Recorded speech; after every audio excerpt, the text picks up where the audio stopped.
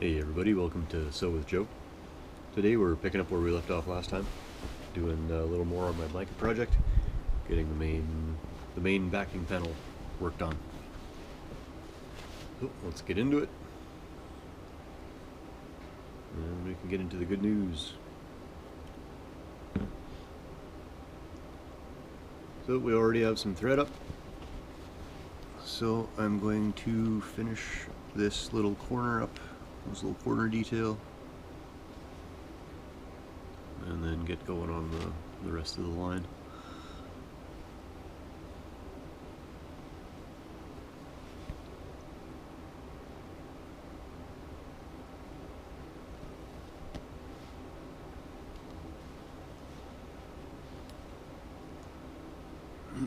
So, good world news today. It's a good news day for chickens, because KFC, Kentucky Fried Chicken, one of the larger consumers of chicken, they have created what they are calling Beyond Fried Chicken.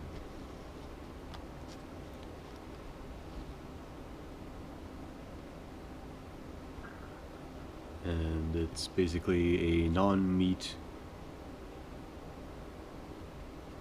chicken nugget. And so now you can get, apparently, the taste and flavor of KFC without the guilt that you're eating flesh. You're eating an animal. So for all of you who don't like the idea of animals perishing for your survival, now you have an option.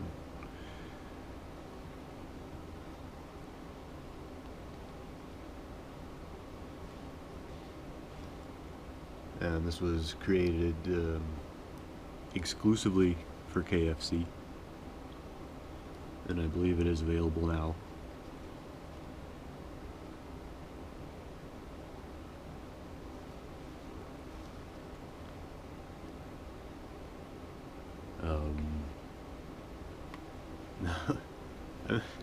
When I first saw this article, I'm like, well, okay, you know, how hard can it be to make something taste like chicken? But apparently, it took them 2 years of R&D and testing to come up with the perfect formula.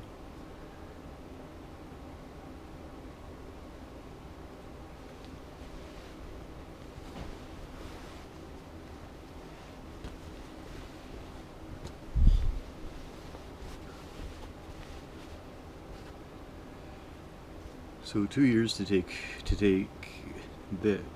took 2 years, wow, to make something that tastes like chicken.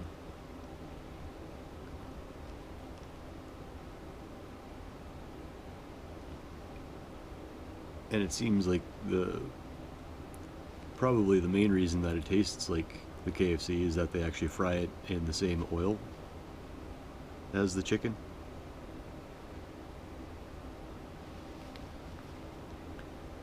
So that would help with the taste, I would think.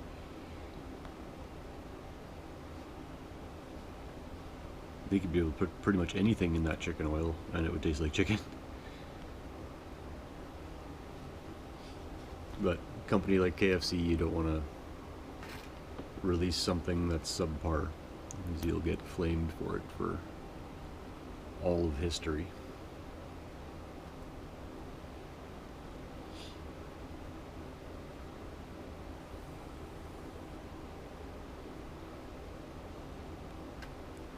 You know, the year 2222, sitting around going, "You remember when KFC tried doing that Beyond Chicken?"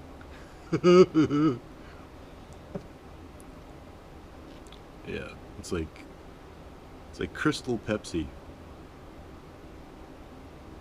If anybody out there remembers Crystal Pepsi.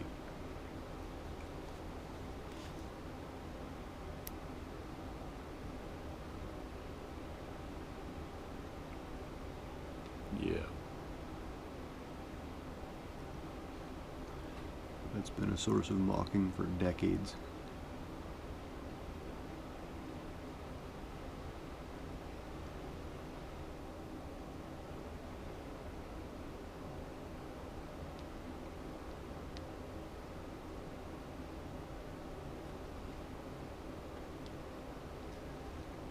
And yeah, they're basically just this, whatever proprietary meat substitute that they came up with, breaded and put into nugget form and served with all sorts of your traditional chicken nugget sauces.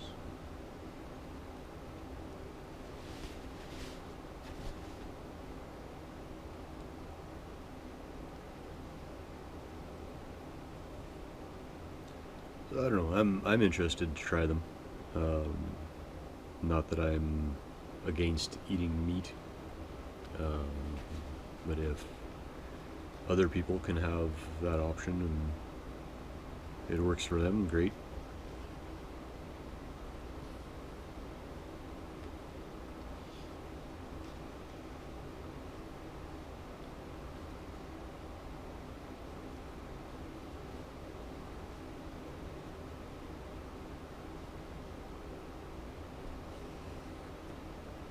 Oh, they did mention pricing in the article, and I think they were saying, I'm if I understand this correctly, um, the serving sizes start with a 6-pack, and the prices start at $6.99. So, to me, it sounds like you're going to be paying more than $1 each for these chicken nuggets. And to me, that seems a bit steep. But I'm cheap. Everything seems expensive. What do you think? $1, over $1 US per nug? Is that too much? KFC, you gonna have to bring your prices down? Let's see what the So With Joe crowd has to say.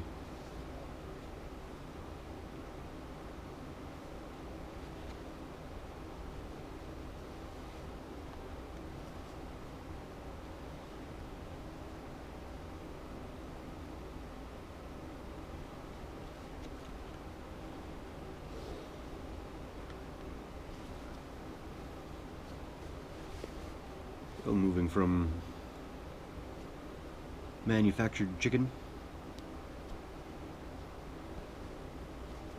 back to one of my favorite topics, and that is clean power generation.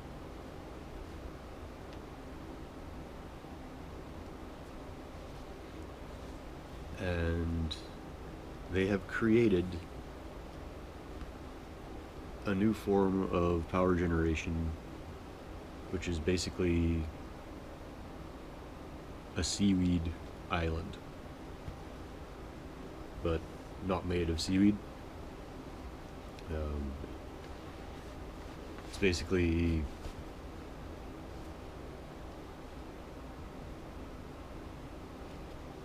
different materials that sit in the water and kind of hang in the water and wave, kind of like seaweed does, just kind of moves with the water, and they touch themselves, and as this energy is going through them, they have figured out a way, kind of like underwater static electricity, so when these pieces of seaweed are rubbing against each other, they are actually producing or generating electricity. So what this means is almost completely passive. You just, if you have a houseboat, or something that you're living out on, you go out and you have a chunk of this Seaweed power generator. Throw it in the water when you get to where you're going, and it just starts producing power.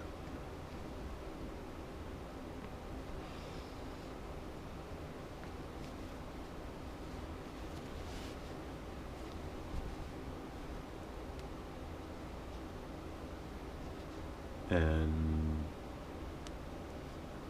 apparently it's very efficient.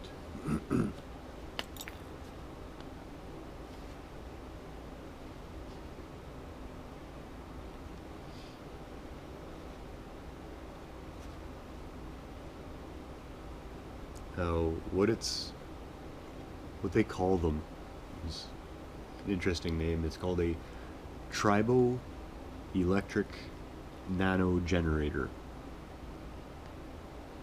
A tribo-electric nano generator. I'm not quite sure what that means. Nano generator, obviously a tiny, tiny, tiny generator. So basically, it's basically like if you would wear a sweater, and the sweater would have lights, like Christmas lights or something, and it powered off of the static electricity that you generate while moving. That would be, you could draw a similarity there. Let's put it that way.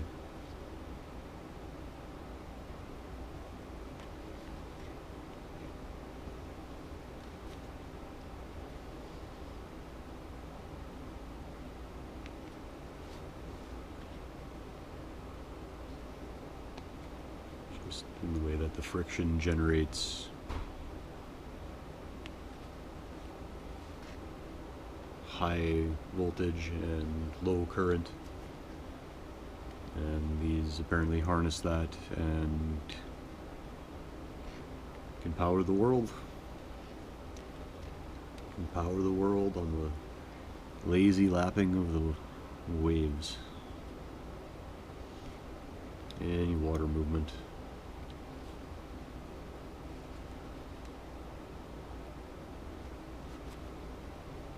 Pretty amazing.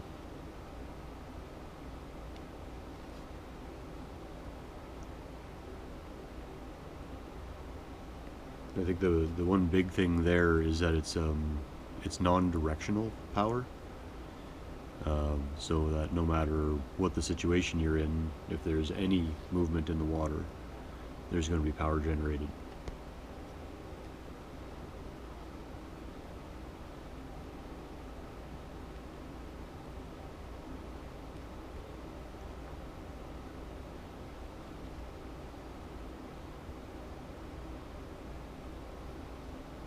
I was surprised the way that they put it.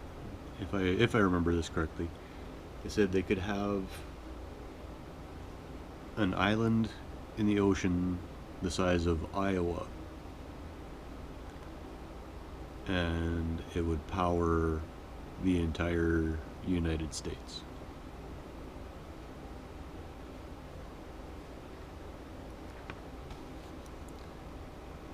And generating power cross country can be very inefficient, so I doubt that they would do one massive island, but I think they're just using that as an example. Coffee, cheers.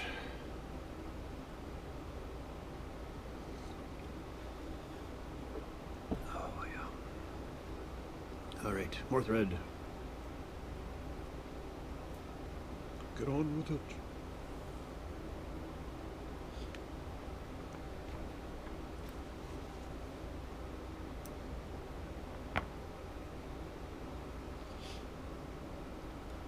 These days everybody's taking, for their frontiering power generation, and they're using water generators little turbines hooked up to car alternators and stuff like that, and that's brilliant. You know, it's a good way to do it. But if you can get one of these little waterbed things, all you have to do is go and throw that in your creek, and the water movement will generate all your power rather than having to actually spin a turbine. It's much more passive.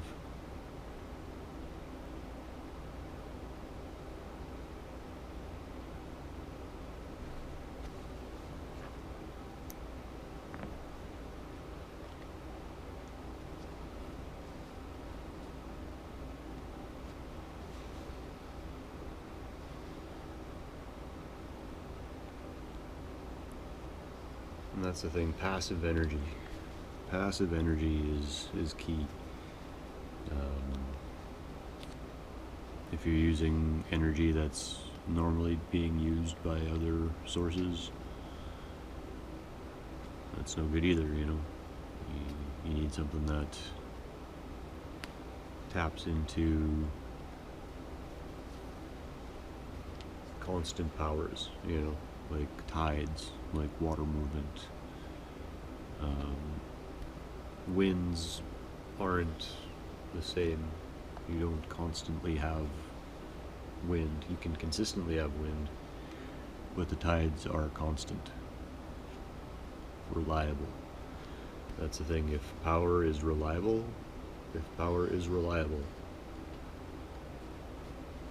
it sells for more money.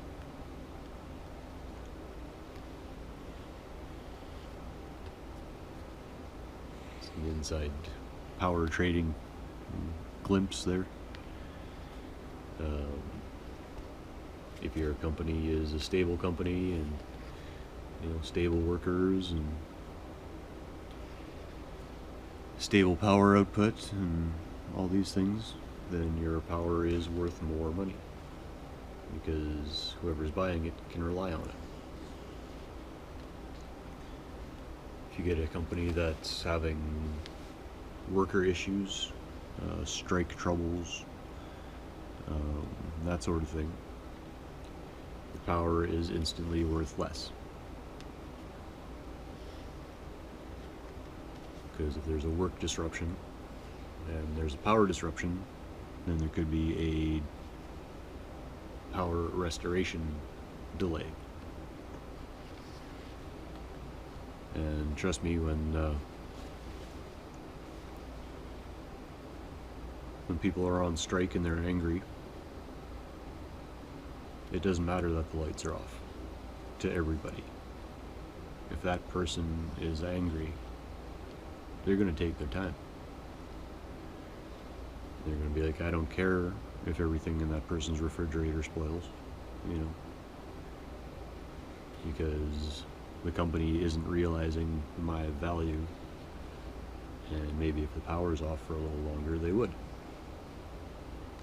That's the mindset.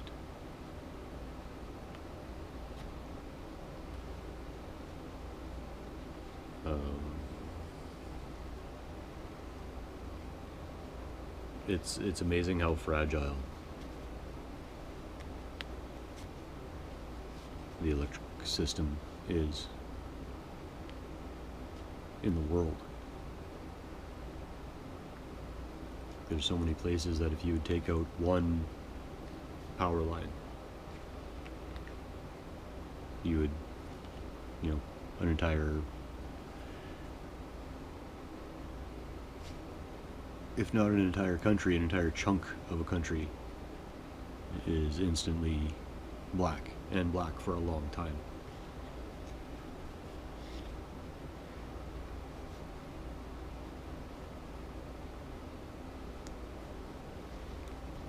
So to have the option of something like this, like I have a creek out behind my place, if I had the option of taking one of these pads, running a cable down to the creek, and having that pad power my house, or at least part of my house, have like a separate sub-panel powering specific things, maybe non-crucial load or something like that.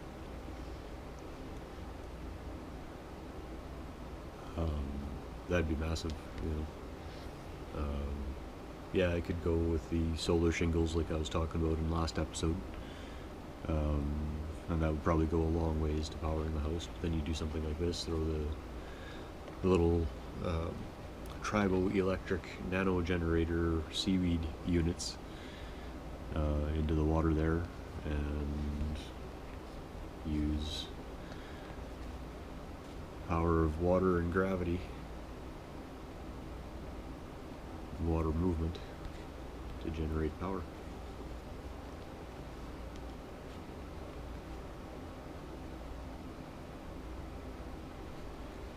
Problem in a situation like that would be consistent power, because the creek does run, but it doesn't run all year.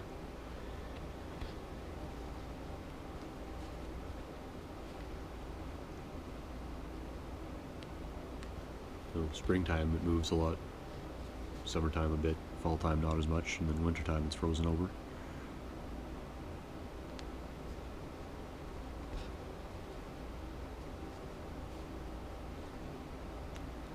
I live in a place where the seasons are very marked.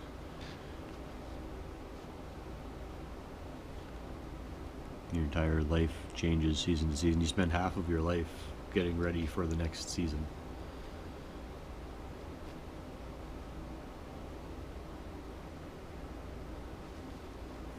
A lot of time and money goes into winter prep, summer prep. You know, I very much envy the people who live in moderate climates, places where it's consistently between 15 and 25 degrees. That would be pretty ideal for me.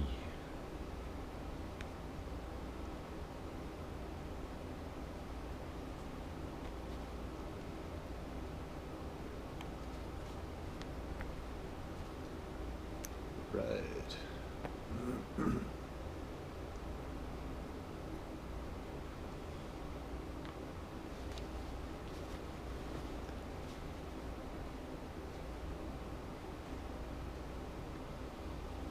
Okay, I'm going to leave this one pin in at the end here, pull the other pins. Pull the other pins on this day, this episode.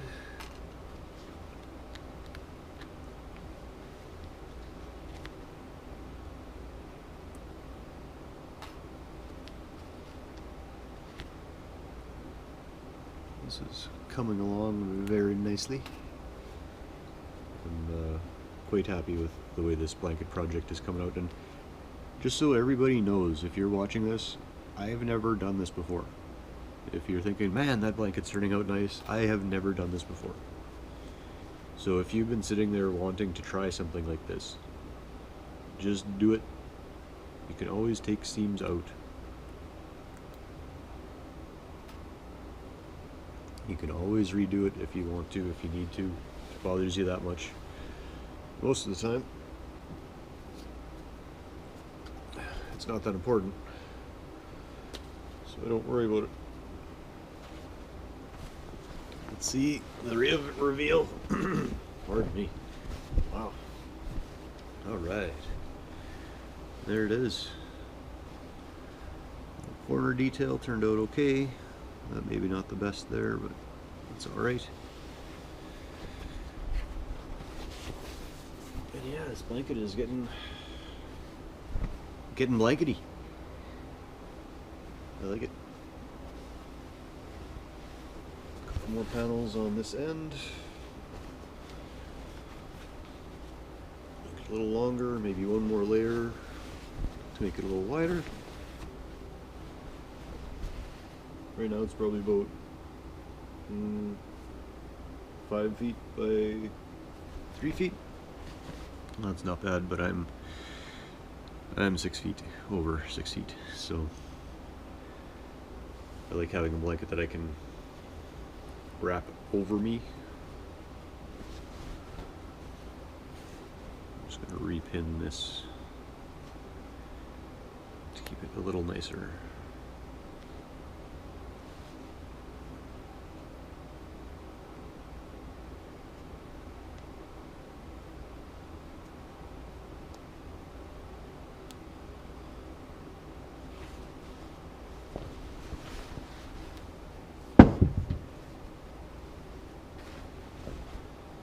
awesome. Sorry, I got wrapped up in my own thoughts there for a second. Very pumped about this. Yeah, thanks so much for joining me. I really do appreciate the time we get to spend together. And, yeah. Yeah, happy with this project, the way it's turning out. Till next time, keep on chilling. Don't forget your cookie. Peace.